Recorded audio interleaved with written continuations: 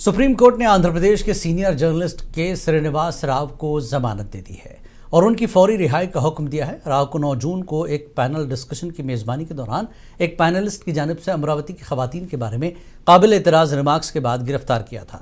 इस वाक़े ने काफ़ी तनाज़ा खड़ा कर दिया था और वज़ीर आला की तरफ से भी इंतबाह जारी किया गया था। यह गिरफ्तारी प्रेस की आज़ादी पर हमले के तौर पर देखी जा रही थी और इस फैसले को प्रेस की आज़ादी के हक़ में एक अहम कदम समझा जा रहा है। YSRCP के मुताबिक राव पर शेड्यूल्ड कास्ट और शेड्यूल्ड ट्राइब्स पर मजालिम के रोकथाम की एक्ट के तहत मुकदमा दर्ज किया गया था और उनकी गिरफ्तारी को प्रेस की आज़ादी पर हमले के तौर पर देखा जा रहा था।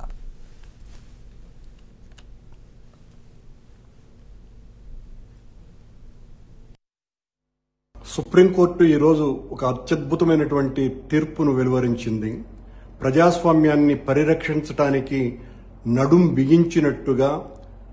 ఆంధ్రప్రదేశ్ రాష్ట్రంలో పత్రికా స్వేచ్ఛను పూర్తిగా సర్వనాశనం చేస్తున్న ప్రభుత్వానికి ఒక పెద్ద చెంపదెబ్బలాగా ఆ తీర్పు కనపడుతోంది। డిబేట్ను నిర్వహిస్తున్నటువంటి విశ్లేషకుడి మీద ఎస్సీ ఎస్టీ కేసు బనాయించి ఆయన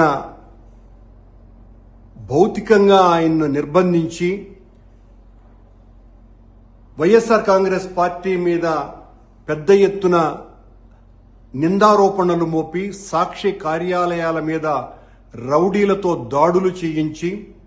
ఒక రౌడీ మూక సామ్రాజ్యం ఆంధ్రప్రదేశ్లో కొనసాగుతోంది అన్నటువంటి సంకేతాలకి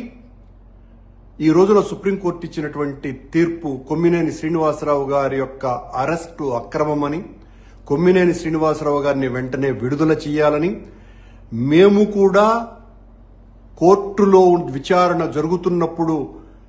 కొన్ని విషయాలలో నవ్వుతూ ఉంటాం, అలాగని ఈ రకంగా అర్థం